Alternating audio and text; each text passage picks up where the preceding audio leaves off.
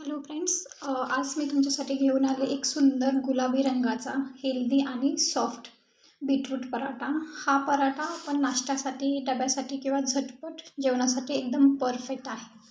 Video शेवटपर्यंत बघा, कारण मी या व्हिडिओच्या शेवटी काही खास टिप्स तुम्हाला सांगणार आहे. चला तर मग आपल्या रेसिपीला सुरुवात करूयात. आपण सुरुवातीला जे साहित्य लागणार आहे आपण ते बघूयात. असे बीटरूटचे कट करून घ्यायचे स्मॉलमध्ये, जे म्हणजे मिक्सरमध्ये लगेच बारीक होतील. ते मिक्सरमध्ये ग्राइंड करून घ्यायचे. देन गव्हाचं पीठ लागणार आहे 1 कप.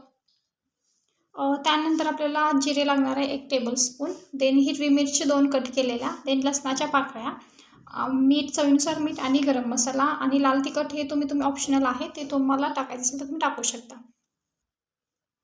आणि ही बारीक चिरलेली कोथिंबीर. तर चला मग आपण स्टार्ट करूयात. हे बीटरूटचे जे पीस काढले होते हे मिक्सरमध्ये टाकून मस्त ग्राइंड करून घ्यायचे. हे आता आपण बारीक करून घेतलेलं आहे बीटरूटचं मिक्सचर. हे आपण गव्हाचं पीठ घेतलेलं आहे 2 वाटी.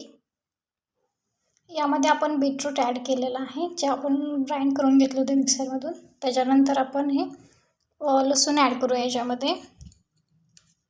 देन हिरवी मिरची,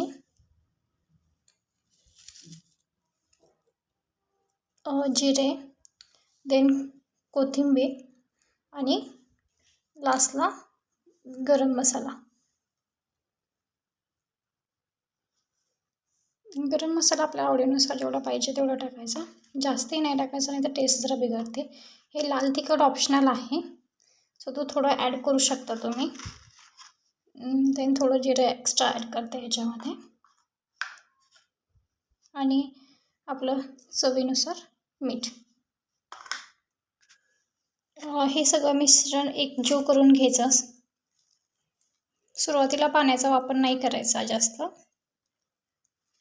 पाणी जेव्हा रिक्वायर्ड असेल ना तेव्हा थोडंसं पाणी ओतायचं. अदरवाईज ह्या बीटरूटमध्ये जे ऑलरेडी आहेत, वॉटर थोडं आहे याच्यामध्ये, सो ते ॲटोमॅटिकली मिक्स होऊन जातं.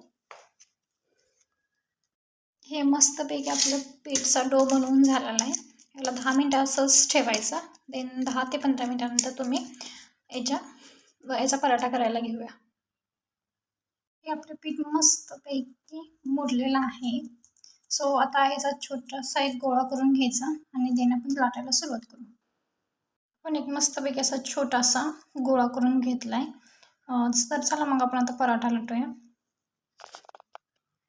हा डो मस्तपैकी पिठाने बुडवून घ्यायचा. देन मग आपण लाटायला सुरुवात करू. सो आपला हा छोटासा पराठा लाटून झाला आहे. आता तवा तापला की या तव्यामध्ये त्याला चांगलं भाजून घेऊया. जसं आपण चपाती भाजतो तसंच भाजायचं. तेल वगैरे लावायचं दोन्ही साईडने. देन आपला पराठा रेडी होतो खाण्यासाठी. आपण तव्यामध्ये टाकलेला आहे हा पराठा. चांगला भाजून द्यायचा दोन्ही साईडने आणि मग तेल लावून मग तो खाण्यासाठी रेडी होतो. पराठा बघा मस्तपैकी भाजतोय. तेल वगैरे लावून घेतले दोन्ही साईडने. असं त्याचं पूर्ण मसाला दाबून घ्यायचं.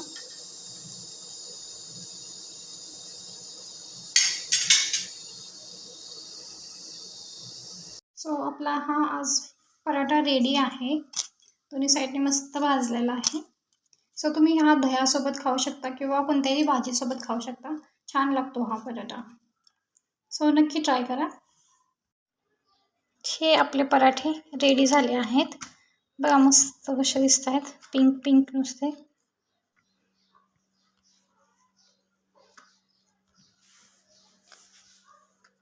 आता आपण बघूया बीटरूट पराठा खाण्याचे जबरदस्त फायदे. सर्वात पहिला फायदा म्हणजे हा पराठा आपल्या शरीरातील रक्त वाढायला मदत करतो.